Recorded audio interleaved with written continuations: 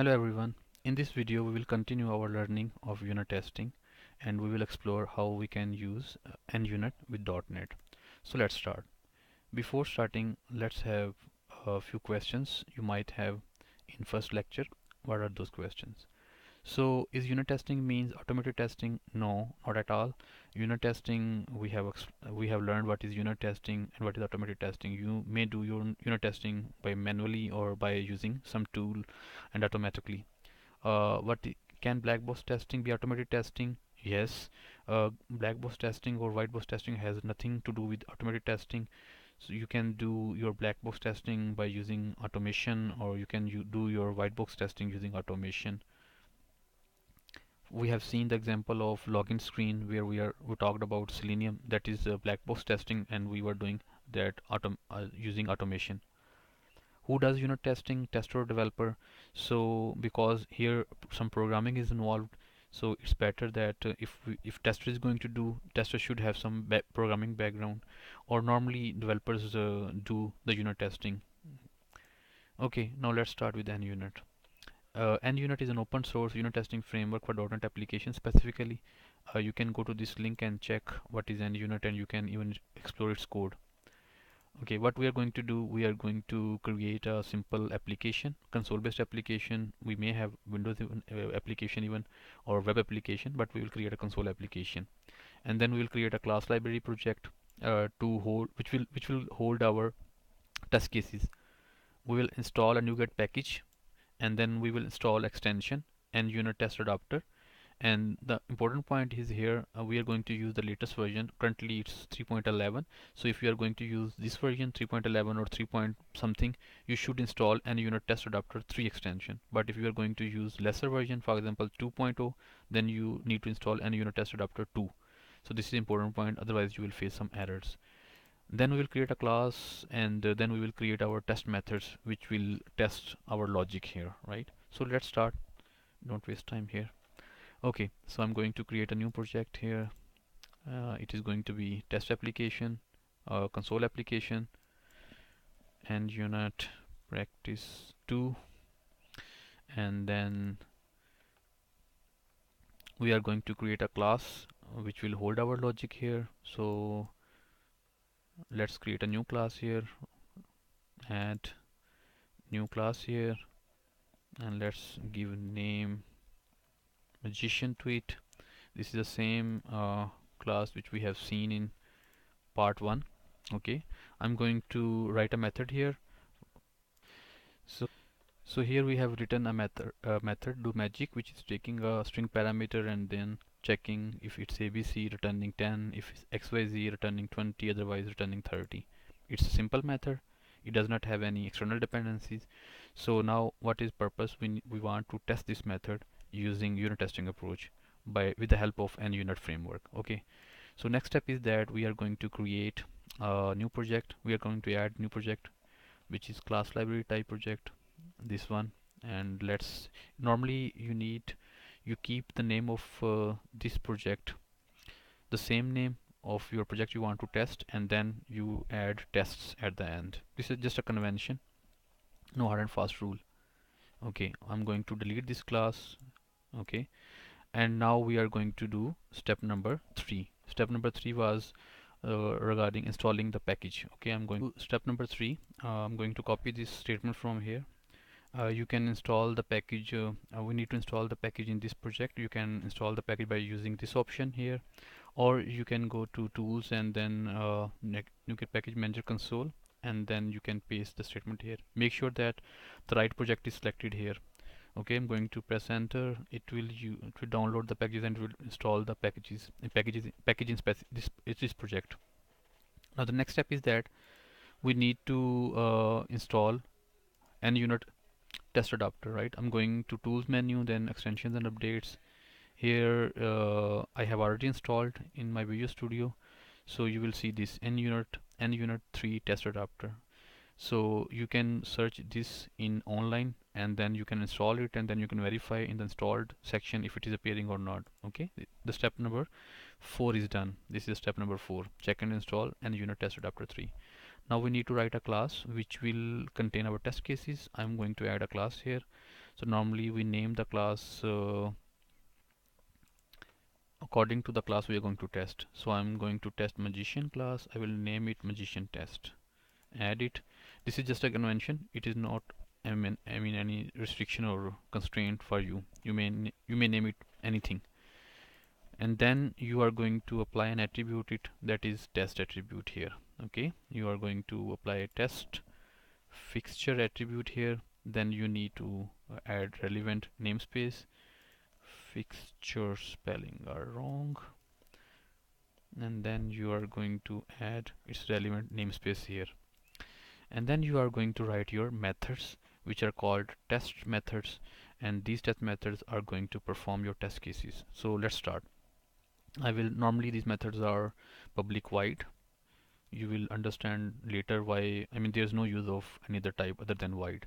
So my method name is doMagic, which I'm going to test. I will name it doMagic testing, and then I will apply an attribute here, test attribute, on this method.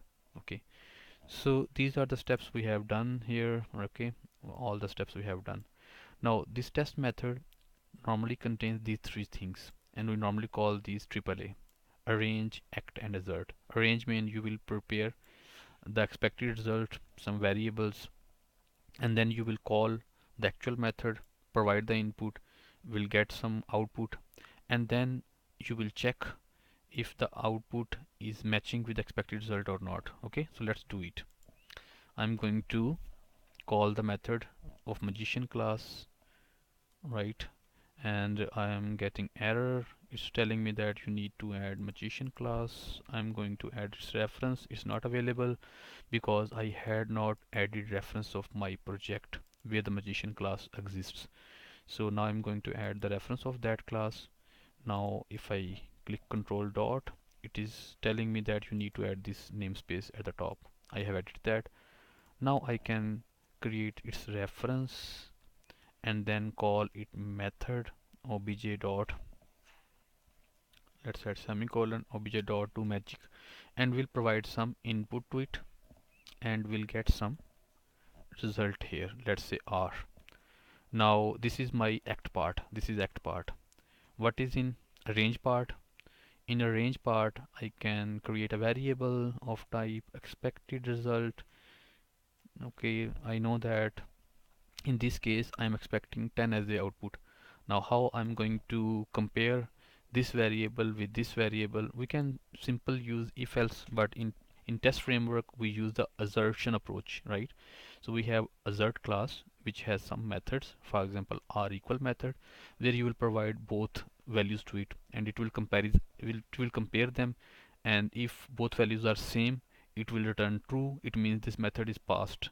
If the both values are different, this method will return false, and this it means this method is failed, right? So we use this assertion approach here. So we will provide, okay, compare r with our expected result variable, and give me true or false, yeah, passed or fails, so that I know my method is passed or failed. Okay, that's all. Now last thing, how to run these methods, or how to know if these methods are passed or failed. Okay, so we have in test menu we have a test explorer which provide you all this detail. So you need to rebuild your method, rebuild your project. When you will rebuild this project, you will start seeing all the methods you have written here, test methods here in this window. If method is not appearing, there will be some issue. You might have missed this test attribute, you might have missed this attribute, or you hadn't rebuilt the project properly. Okay, now you can right click on it and run selected test, or you can simply run all, and it will execute this method, will provide the output, and will return true or passed if these values are equal, because we have used this method or equal. Okay, so that's all good. Now but we are expecting that we may have different cases, right? We have just tested one case, we also need to test other cases, right? Like this case, or like what if we pass if we don't pass ABC or ABC, what will happen? We need to test all these cases.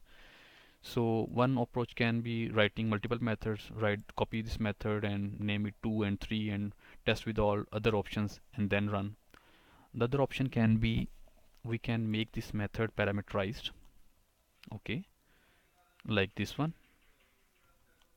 and then we can use these variables here. Okay, here, and okay, now we are saying that we are going to provide our input and expected output from outside to this method. From where? From here. We can use test case attribute instead of test, and we can provide our inputs here.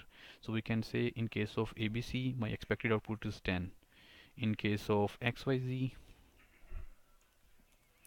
my expected output is 20. In case of anything else, let's say X, my output is 30. Anything else, let's say empty, my output is 30. I know that this is going to happen. So instead of writing each method again and again, we can use this approach. In this approach, it is framework are going to take inputs and outputs from here, this value here and this value here, and then it will call the method, and then again will run this case and this case and this case. You may have many cases here, right? So when I will rebuild this, you will see that it's considering all these four as different test cases, right? So now when I will run all, it will execute each test case with this method. Okay, so you can see here. So for each test case, it's telling me whether test case is passed or failed. So for example, if I said that 10, now we know that for empty string 10 is wrong value. Now when I will run it again, it will tell me that okay, it is telling me that this method is failed. So now you can investigate, but again you have provided wrong input and wrong output, so that is your logical error here. So you need to provide the correct values here, and you need to test accordingly. So in this specific scenario, we hadn't used any dependency in this method. We learn in future how to handle those dependencies. We will introduce dependency injection concept, and then we will see how we can pass our dependencies from outside of this class, and or replace the external dependencies to perform proper unit testing. And second thing, we are just using or equal method. It means we are saying that okay, for this method this value should become, for this method this value should come. In some cases you will not know what will exactly come, and for it, then you use or not equal cases. I mean, you use other side of the picture. So I hope so. Basic understanding, we would have got basic understanding. Now you can try performing this in your project. There will be different scenarios, and you will face different problems when you would be doing this unit testing for web application, when there will be databases involved and so on, and you will start looking for other opportunities, other options. So then you will see that we need other mocking frameworks for all those purposes, but this is simple one. You can start with it. You can prepare yourself for interview questions and other stuff. In next videos we will learn in more detail and more complex scenarios. Thank you.